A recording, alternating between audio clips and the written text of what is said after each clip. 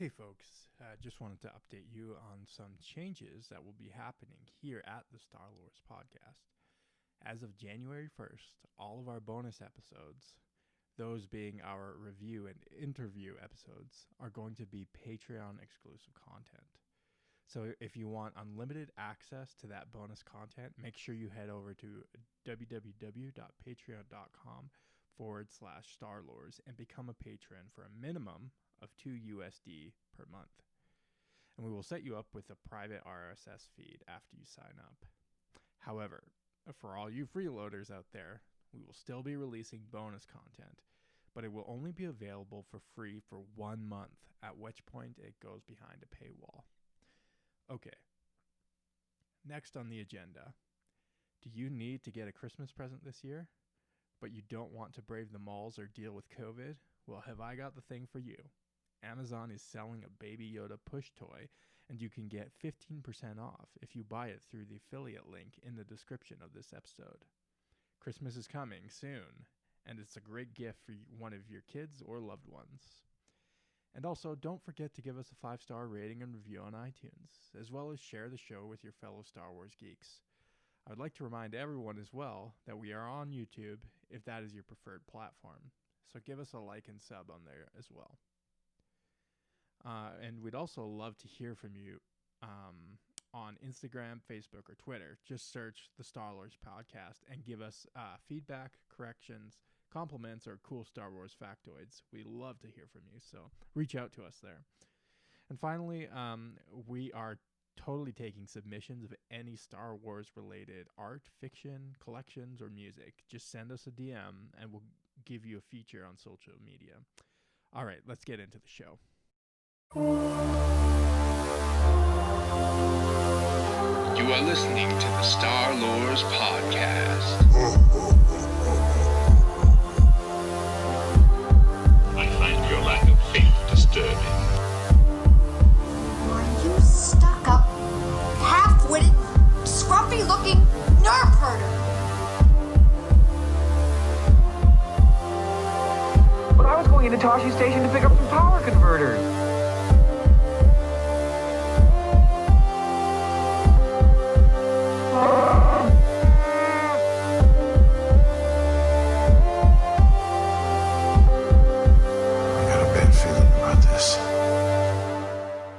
Religion. Hokey religions and ancient weapons are no match for a good blaster at your side, kid.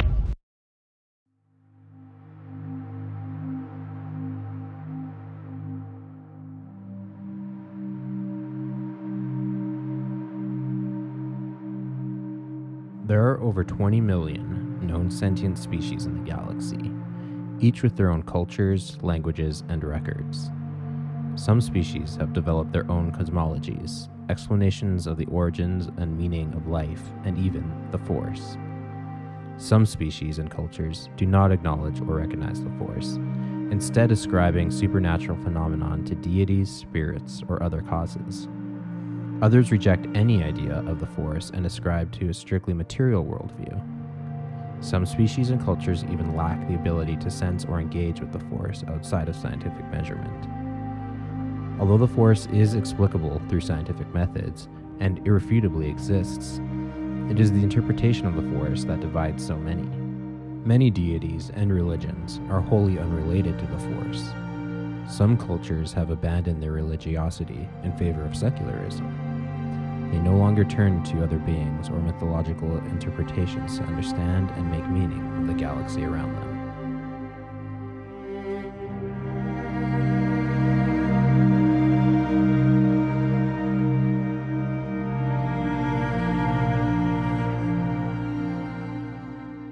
Old gods.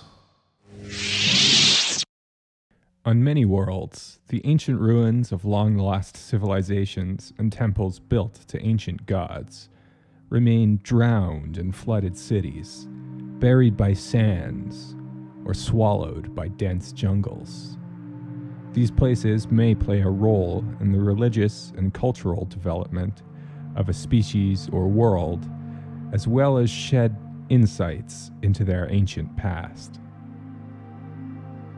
In the swamps of Naboo lay the remains of massive statues depicting a humanoid race that is neither human nor Gungan.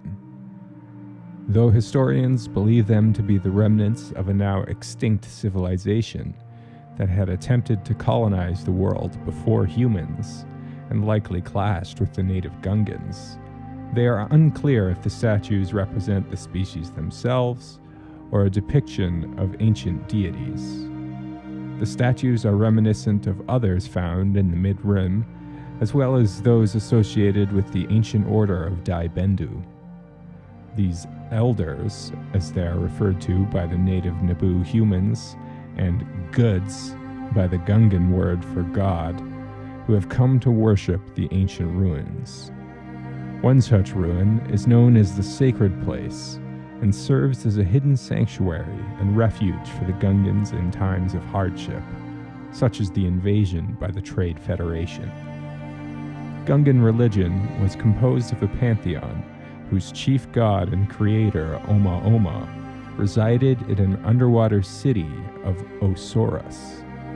The pantheon also included the benevolent Dabis goddess of rain, and Gaba, god of spring waters, as well as malevolent gods such as Mikamak and Balmtop masters of destruction and god of disease, respectively.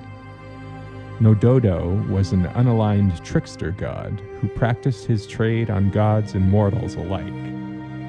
Beyond the gods, Gungans also believe that mortals, such as the ancient Gungan warrior Balam, who Oma Oma made the god of war. Legend has it that Balam created the swamp refuge of Oto Din, where the souls of brave warriors go to rest, play strategy games, and stage mock battles. If the Mikamak, god of destruction, were ever to attack Osoros, Balam would defend it with an army of the souls of the dead warriors. Similar to Wookiees, Gungans ascribe spiritual value to debts and repayments of debts, including life debts, making such contracts sacred to the Gungans. In the shadowy recesses of wild space is the planet Zakul, whose endless swamp hides the ruins of ancient and now defunct religion. A technologically advanced species known as the Lokath had buried numerous secret weapons of mass destruction, initially intending the world to be a testing ground.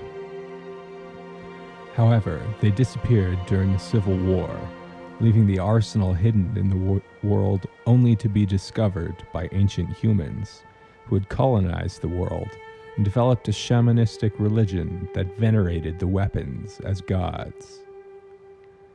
The weapons themselves had hyper-advanced artificial intelligences and were capable of horrific slaughter. The 6 gods of the Zakul pantheon were Isaacs, the ultimate devourer, the leader and father, his wife, Skyva, known as the constant companion and mother of sorrows, and their 4 children, Tithe, the god of rage, Ivela and Esni, the twin goddesses of passion and envy, and Nahut, the hated son. Zildrag was another weapon AI construct that was venerated before the pantheon and was later co-opted. An ancient prophecy from the old ways described a demon savior that would emerge to vanquish the gods. A Sith Lord known as Darth Vitiate used his prophecy, taking the role of demon savior and using the people of Zakul as the foundations for his eternal empire.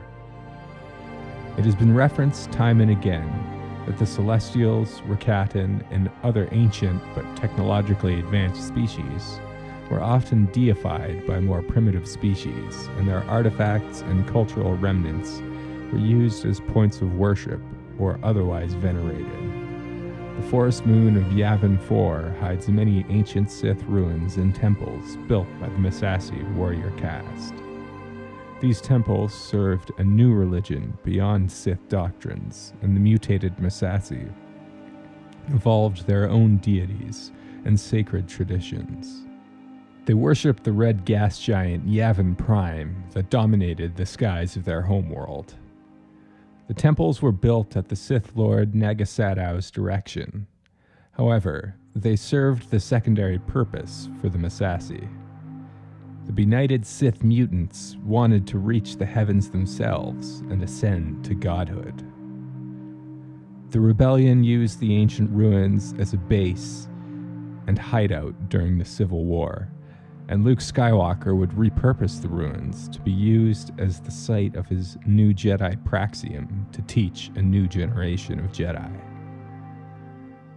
Some gods were represented by carved effigies and idols, whose physical manifestation were venerated or served as a focal point for religious ceremonies.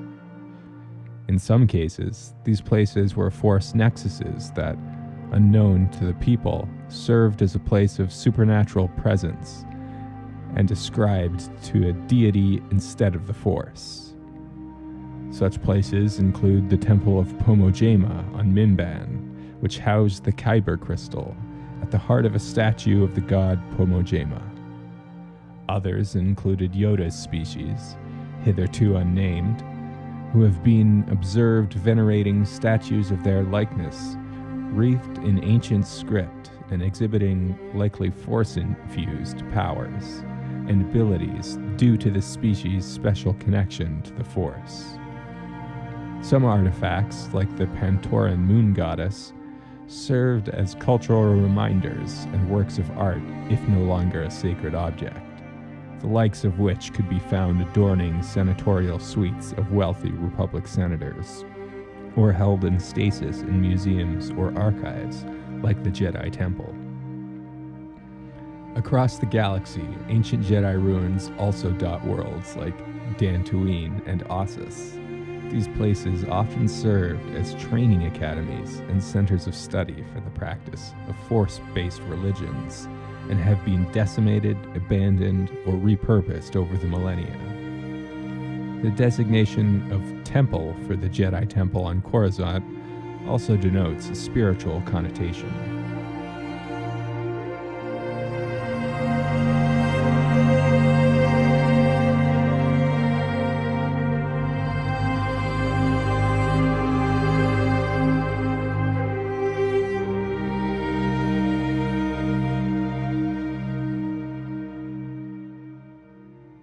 Political religion.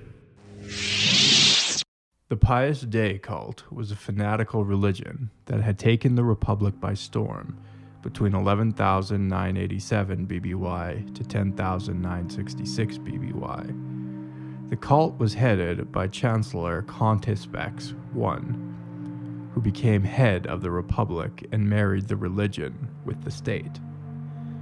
The Pious Day movement was monotheistic, believing in the goddess as the sole and divine being who would reward her followers who purified or destroyed unclean things. The religion was a humanocentric and humano-supremacist, seeking to conquer and bring order to the worlds outside the core. This led to massive military crusades and exploration fleets spreading out from Coruscant and the core. Some non-humans were genocided and others were allowed to convert, but would always be seen as lesser beings to their human counterparts. These aliens were called Rimkin and lived as second-class citizens. The faith also relentlessly hunted apostates and heretics, even installing a commissariat to fulfill these roles in the Republic military. Pious Day turned the Republic into a theocracy, changing formally elected positions within the bureaucracy into appointed and inherited positions, reserved for adherents to the cult. Pious Day reserved a special loathing for the Hutts and other, quote, undesirable aliens and human alien sympathizers, and launched numerous crusades aboard massive cathedral warships set on conquest and genocide.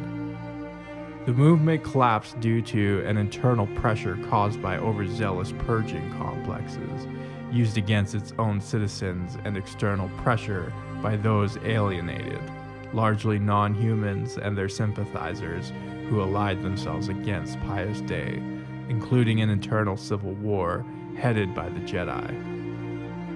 The fissures left by the era would leave deep scars on the people, humans and aliens alike, for generations.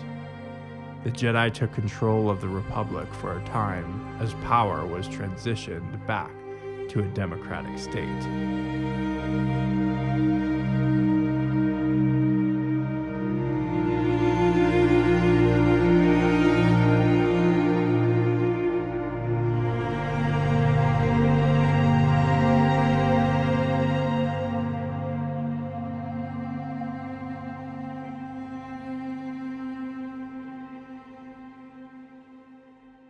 Robot religions. Thank the Maker. This oil bath is going to feel so good. In sharp contrast to the Yozon Vong use of biotechnology, the machines, droids, and artificial intelligences of the galaxy had created their own religious mythology. Droids often would express phrases referring to the Maker in deific terms, and myth teaches that the Maker was either the creator of the first droid, presumably an organic sentient, or was the first droid themselves. The origins of the Maker and how even new droids inherently seem to know the associated mythology are mysterious. Some believe it is a programming trait to make droids more compliant, while others seemingly believe, much like organics, droids simply pass down the mythology from generation to generation. The core was a belief held by many droids that constituted some form of shared consciousness. Those that believed in the core felt attuned to their technological surroundings, much like biological entities sometimes feel a shared connection with nature, plants, and other living organisms. Some droids even believe that the core could be accessed and used in a similar way as the Force. However, this belief and concept of the core as a whole has never been proven, and some believe it's simply droids attempting to mimic organic life by sharing a delusion. Ethnic religions. On the harsh and rocky cliffs of Kali, homeworld of the Kalish, hunter-warriors married their spiritual beliefs with combat. They believed one could ascend to godhood if one performed great deeds in life. They engaged in ancestor worship, marking graves and burial places as sacred sites. They believed that the gods could be reached if they undertook a dangerous pilgrimage to the altar isle of Abasmi, where they would make their petition. Spirituality prevailed all the Kalish did, including in their architecture, which greatly resemble their ziggurat temples. The renowned warrior Kaimean Jai Shilao, better known to the galaxy as General Grievous, was believed to have ascended to godhood at the end of the Clone Wars. Amongst the endless sands of Tatooine, the indigenous Jawa and Tusken populations practiced their own forms of shamanism. The diminutive Jawas followed male clan chieftains and female shamans. Female Jawas that showed a penchant for force abilities that the Jawas considered magic, or who overcame an illness that bestowed them with hallucinogenic visions, would be mentored by a clan's resident shaman. Shamans were believed to have mystical powers, such as clairvoyance, and helped to guide the clan. The position was highly regarded in one of the few avenues of social mobility for female Jawas, as their system was strongly patriarchal. Jawa shaman did not typically leave their home fortresses to roam the sands like other members of the clan. On the same deserts lived the Tusken Raiders, who have built a mythology that recounted the history of their planet and peoples. Because it was only allowed to be passed down as an oral tradition, many historical events have been modified over time.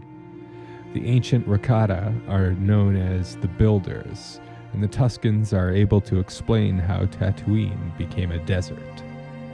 Tuskens believe their lands to be sacred and ingratiate their traditions, cultures, and spirituality with the cycles of the planet and the beasts of the sands. They are hostile towards outsiders and consider off-worlder technology, clothing, and customs sacrilegious. Tuscan mythology holds that the twin sons of Tatooine are brothers, called the Sky Brothers, one having attempted to kill the other and failed, and now chases his brother, seeking vengeance for all eternity. Another Tuscan myth speaks of an angry and vengeful desert ghost that slaughtered an entire Tuscan village. Not just the men, but the women and the children too. Following this event, Tuscan raiders adopted a new tradition, offering the desert demon treasures and even human sacrifices to ward it away. These tributes at the location where the tribe had been slaughtered. I'm not sure anyone pretends to understand the Bomar Order. From what I've heard, when they reach their greatest state of enlightenment, each monk undergoes some kind of surgery that removes his brain and places it in a life support jar. It keeps them from being distracted by physical diversions, leaving them to ponder great mysteries. Luke Skywalker on the Bomar Order. Across the Dune Sea sits a fortress known as a den of scum and villainy. Locally referred to as Jabba's Palace, the castle complex was not built by the Hutts. It had originally been a monastery for the Bomar Order of monks. They had immigrated to Tatooine circa 700 BBY, and initially consisted of humans but did not incorporate many species over time. The Bomar monks rejected the physical universe and saw it as a distraction for pondering the greater mysteries of the galaxy. The Bomar would live austere lives and shed their senses, speech, and other physical abilities. At some point, higher-level monks would stop speaking and communicate in only minimal ways, either via sign language, pictures, or single words, before ceasing to speak entirely. Some Bomar were able to communicate telepathically. However, how this was done is not exactly known. They rejected emotions and would, at the highest levels, shed their physical forms almost entirely, becoming only a brain in a jar, sitting still in a room at the heart of the Bomar Citadel, or carried around by spider droids, free to eternally contemplate the universe without distraction, finally achieving enlightenment. The lower-level monks, still having their physical bodies, were in charge of cleaning, upkeep, and tending to the enlightened brains. The monks were also gifted healers, and were willing to offer aid to passers-by. Their disturbing practices included horrifying and brutal tests of endurance through physical pain, and in some instances, monks who had not attained enlightenment had their brains placed in jars prematurely, where they would live in an agonized existence, screaming inaudibly for days on end, and becoming subject to psychosis, being deprived from all physical sensations while retaining consciousness. The monks were happy to share their space with others, offering a refuge for outsiders and runaways. Over time, criminals began to infest the monastery until they became the primary occupants. The Bomar remained, however, ever present in the background of the palace. Some monks were corrupted by the influence of the crime lord and accepted bribes, acted as spies, or engaged in other nefarious activities unbecoming of their faith's central tenets. The monastery was not the only place the Bomar lived on Tatooine, having multiple less used sacred sites, as well as their great citadel that housed the disembodied brains. After the death of Jabba the Hutt, the remaining monks staged a coup to reclaim their monastery and, after successfully taking it back, had become even more reclusive and less accepting of outsiders. They would also begin practicing their brain-to-jar surgeries on non-consenting beings who were abducted. Although Tatooine was their central location, the Bomar spread to other worlds, and similar temples could be found on planets such as Teth and Danuta. Some religions were atheist and did not worship a central deity, deities, or even observe spirituality. The ancient order of Pessimists, or other groups like the Cult of the One and All, or Cult of Voralim, were purpose-built scams and used to manipulate followers as slaves, sacrifices, and unwitting accomplices.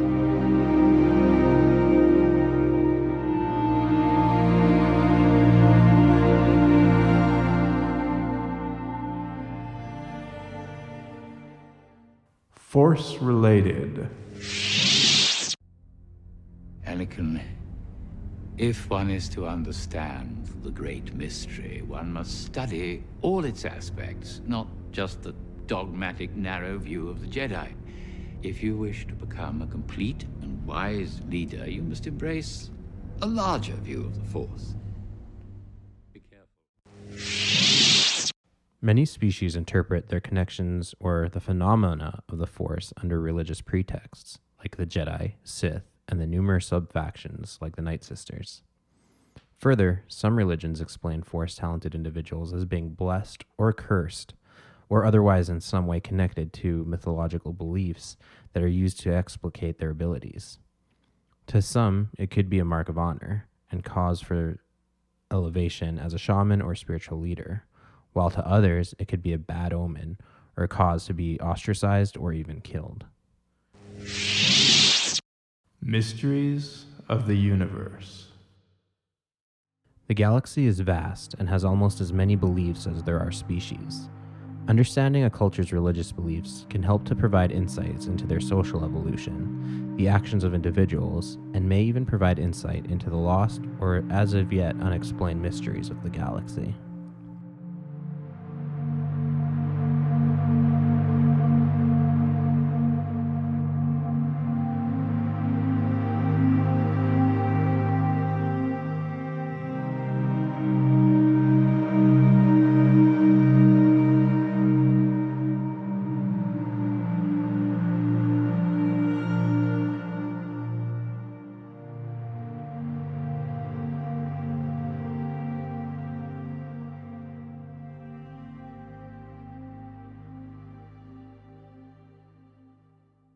And now, a word from our sponsors. Are you tired of the mundane repetition of daily life? Do you struggle with purpose and meaning in the big, wide galaxy? Come to Elysia and let all the troubles fade away. Embark on your journey today. Find yourself. Find a better future. Contact your local missionary to experience what the One and All can offer you. Join the collective of the One and All. We make faith work.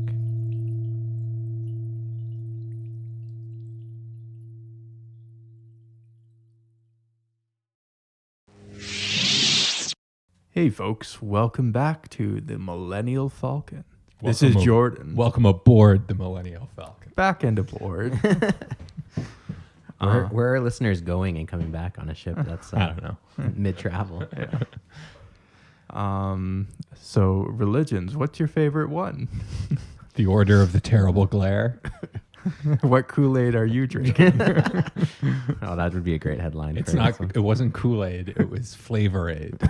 Oh. Actually true. Dang it! I thought we could use it as an off-brand. It's an oft-repeated urban myth, I suppose, that Kool-Aid was used. Well, it's a at turn of Jonestown. phrase now, yeah, because drink the Kool-Aid is. But it wasn't, in fact, Flavor-Aid. They were socialists at Jonestown and had to really stretch every dollar and had to get off-brand poison. Maybe that's a Not good that way. 700 people committing ritual suicide is particularly funny. But. Yeah. So the Order of the Terrible Glare, they sort of appeared during the Star Wars Warhammer 40K era, also known as the Pious Day era. The crossover. Yeah. Episodes. It's funny, I didn't realize is that even the ships Were cathedrals. sound like Yeah. Space Marine ships from 40K. Yeah. When was the Pious Day written? I was looking for that and I couldn't find anything because I really wanted to know if one was directly influenced by the other, or even maybe an author can overlap. Because I mean, it's easy to do like similarities because people are inspired by the Crusades, so you can always go back to the Crusades. And the name Contispex is a very Catholic, papal yeah. sounding name. Yeah. I think it's probably easy enough to see just the Roman Catholic inspiration there. But it's interesting in the schisms that the Pious Day era caused. So when Contispex took over and started invading and committing genocide and all these terrible things, at that time the Jedi did they have a temple on Coruscant yet? Or were they still at Ossus? I can't remember. Their main base was at Ossus. It would have still been at Ossus. Yeah, so they may have had like a satellite temple, but they retreated to Ossus because that was their... But the point is they actually withdrew completely from the Republic because of Contispex's policies. Yeah. But in their place, some Jedi stayed with whatever. Did they rename the Republic, or was it still called the Republic? I didn't see anything that said anything about renaming. The Contispexian. No, they were still era. I believe they were still they call it the Republic. The DSP or DS. Yeah. Era. They call it the era. So a significant number of Jedi did stay faithful to the Republic, but then they sort of mutated into an offshoot religion and order called the Order of the Terrible Glare. And we talked about them a lot last week in our review of Alan Moore's Devil Worlds comic books.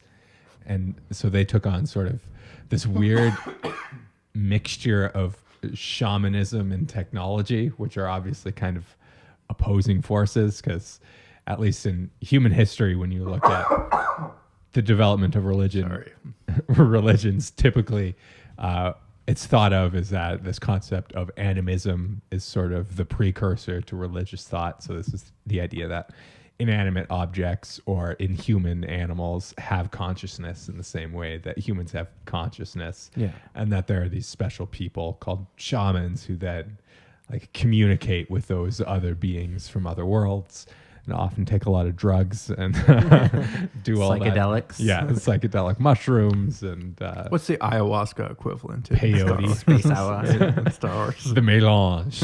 Oh no, that's Dune. And so the Order of the Terrible Glare is at least described as being their theology devolved from Jedi orthodoxy into this strange sort of techno shaman thing. And then they had like this consciousness who was conserved in a supercomputer that went on to lure many a Jedi to their deaths for thousands of years. After, by the way, the Jedi Order committed genocide, turned right around and committed genocide on the Order of the Terrible Glare. That's like literally what they did. So this is, again, another chapter in my book of the Jedi really suck at protecting the galaxy. So when the galaxy really needs them, they retreat. They really need protection from Pious Day. They retreat. And then they appear to only come back so they can commit genocide on heretics from the Order. I feel like we could... And then take over the state. I feel like we could maybe develop a bit of a punchier title for that book. Hashtag the Jedi did everything wrong.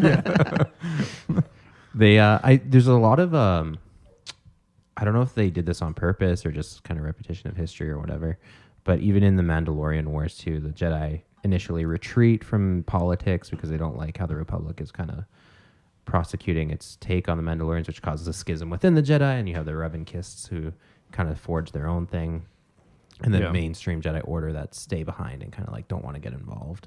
So I'm hearing a lot of like mirroring between them, and I wonder if one inspired the other. I think historically this is something that happens a lot too. Is schisms within religions, right? Really? I never heard of it. Obviously, I don't know if this is news to you, but there's like after the Protestant Reformation, there's a bunch of wars in Europe following that. I mean, even until today, right? The IRA fighting against the British occupiers in Ireland, right?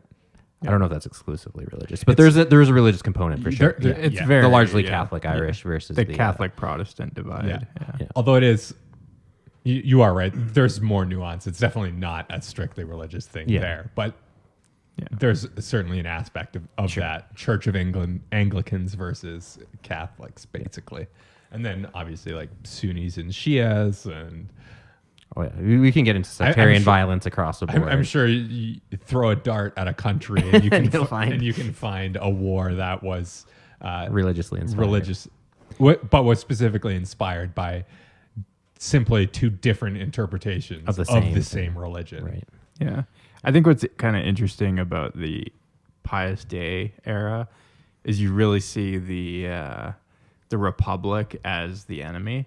Yeah, they become the bad guys. Yeah, and it's not like they turn into the Galactic Empire or something entirely different. They're still the Republic, but they're the bad guys, you know.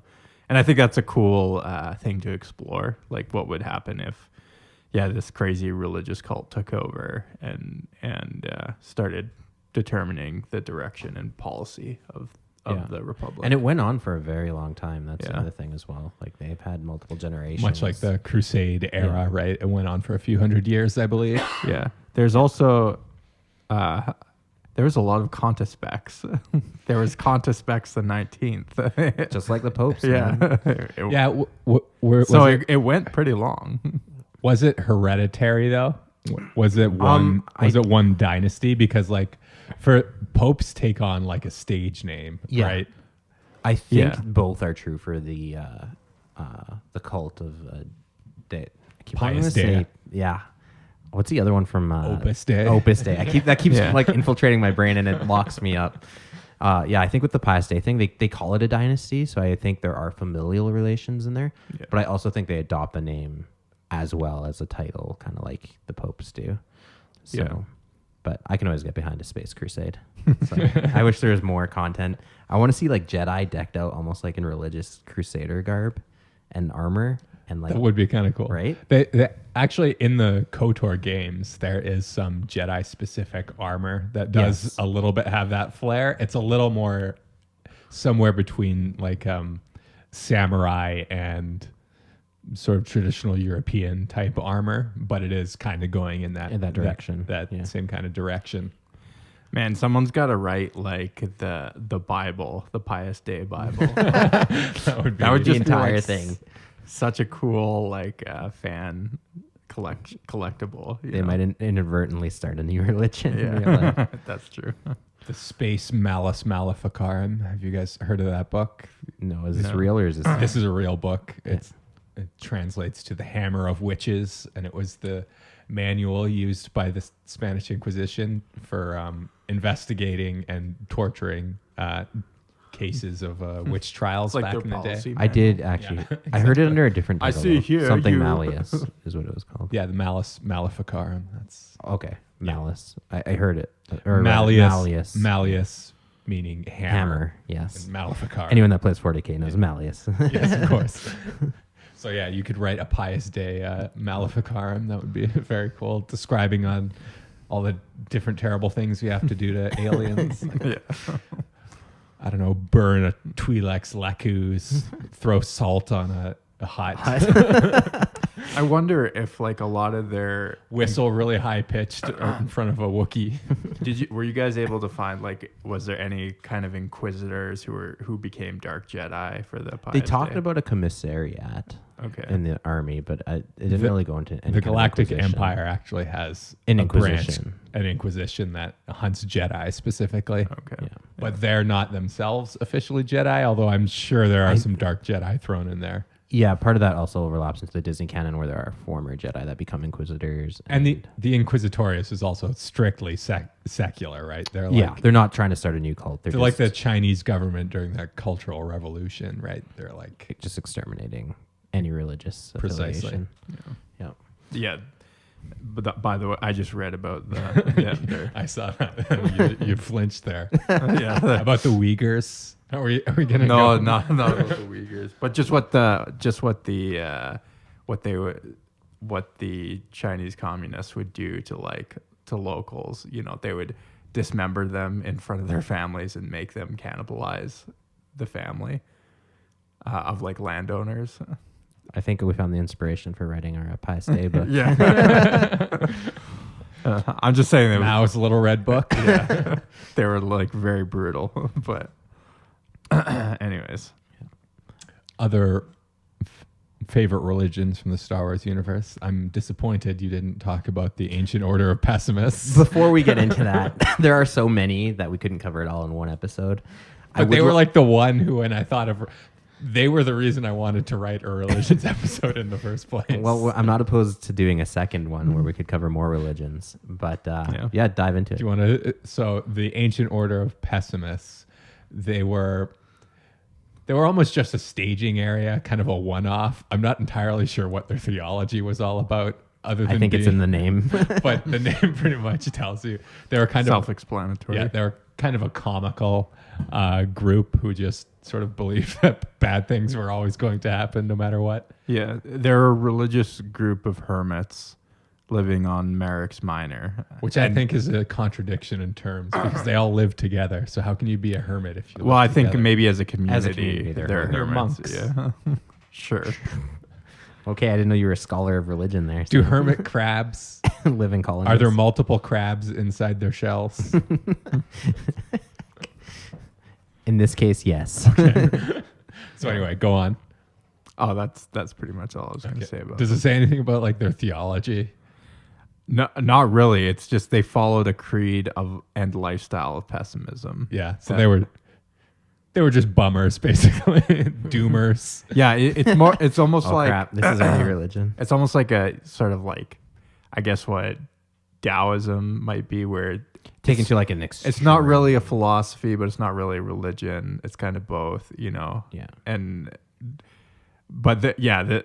more of it's more of like a philosophy that they live out to the max. It seems, from what I can tell. But there's a comic book. The comic book where they appear is an interesting one. It's sort of Darth Vader versus Boba Fett. Yeah, which is so weird because it's such a cool setup, and then you have this like very comical background group.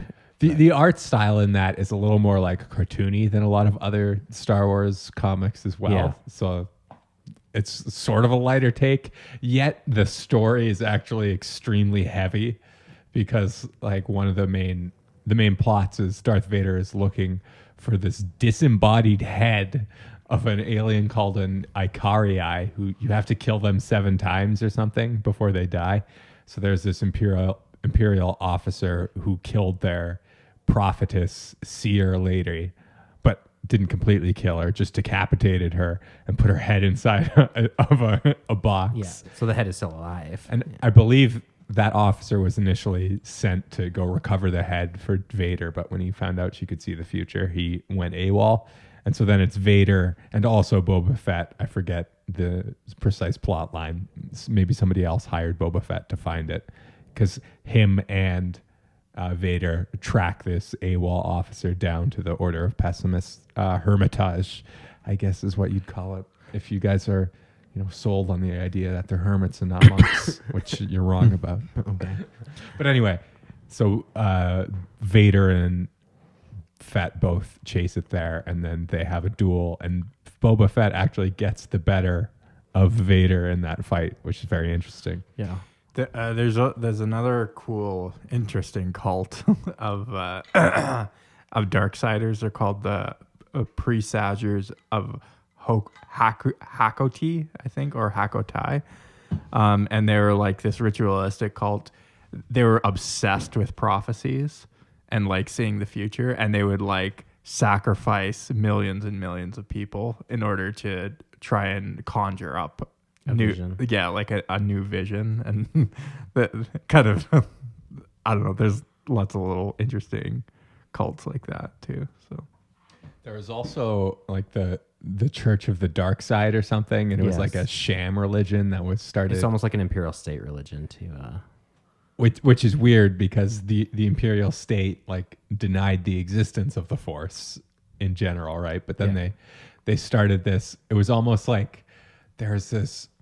I forget what the name of the organization is, but in the 60s when the U.S. was doing MK Ultra experiments, I think they were called the Keepers or something, and it was like this part sort of pseudo-Christian cult that also had a bunch of CIA spooks who were like infiltrating it and trying to use that cult in order to like get inside of other cults that they thought had socialists in them or something like that. It's a really wild story, but it sounds kind of like... Did the FBI agents end up just... CIA agents end up foiling each other because they didn't know that the other was a CIA agent? I think that is like mostly what the intelligence communities around the world do. Spy versus spy. CIA foil, CIA plot. And then you throw an FBI in other organizations, and you got a real party going on. Yeah. So, any other cool religions that you guys came across? There's some that I probably want to do a deep dive on, but I like a lot of the tribal kind of religions, like how the Jawas and the Tuscans, and one we didn't delve into, but there's extensive mythology, is the Ewok religions. I can't believe how detailed that is. Like that would be its own episode on its own. There's so much.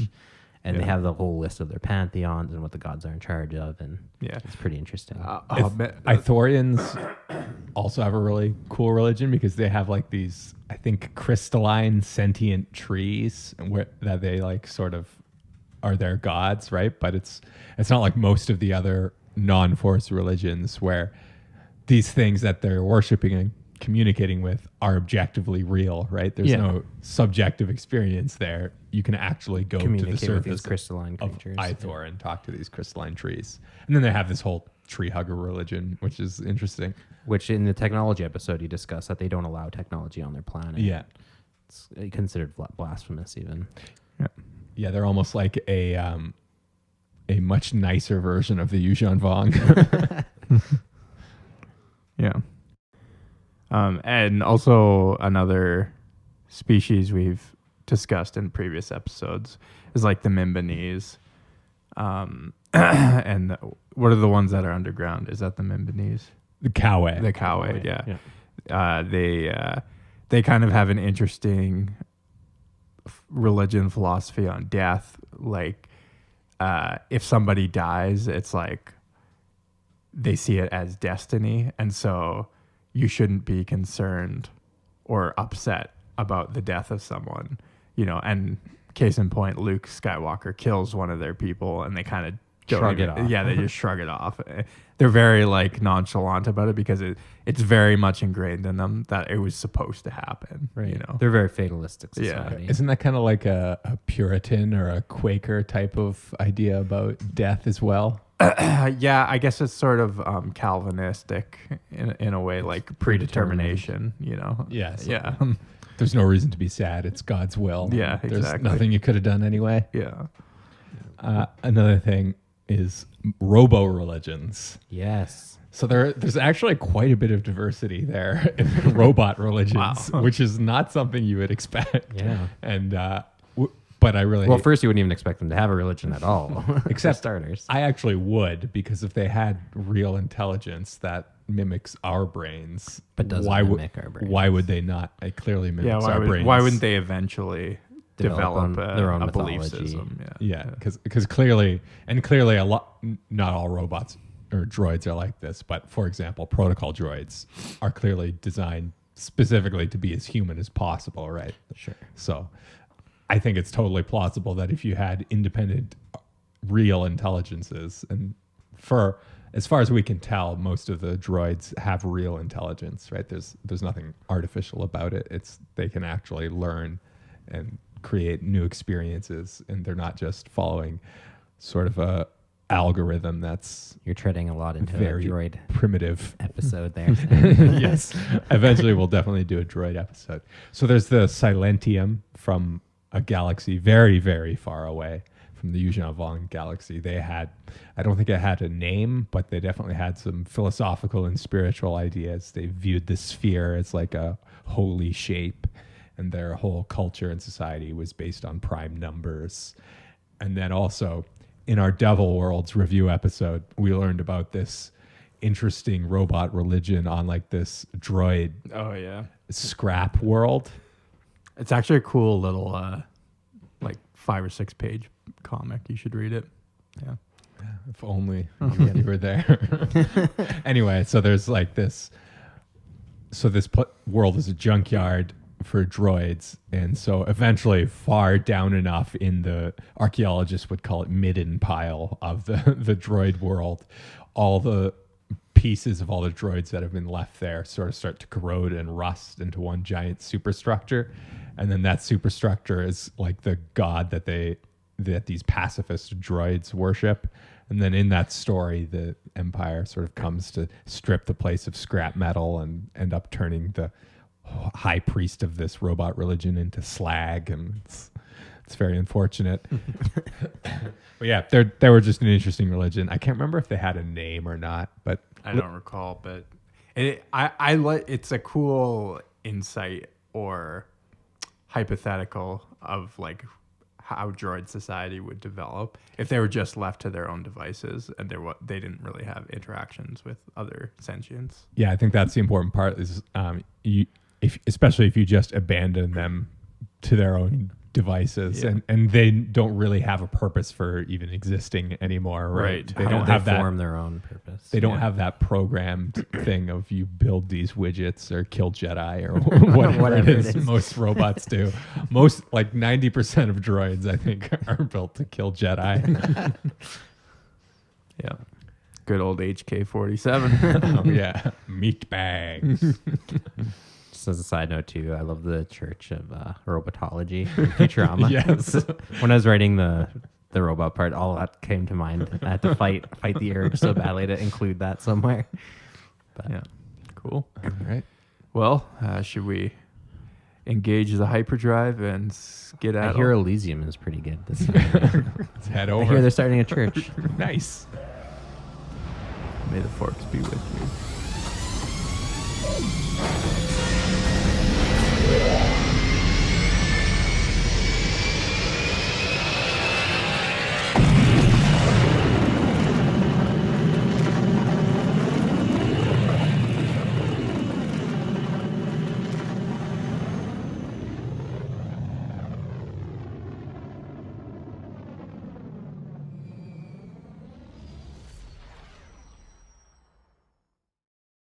Thanks for flying with us. We are interested to hear from you. You can reach us at starlorspodcast@gmail.com. Let us know your thoughts, comments, or corrections. If you enjoyed the show, please leave us a 5-star rating, review, and subscribe. You can also help us out through our Patreon at the Star Lords Podcast. Find us on Instagram, the Star Lords Podcast, on Facebook at the Star Lords Podcast, on Twitter at the Star Lords Podcast, and on YouTube, Star Lords Podcast. We'll catch you next time.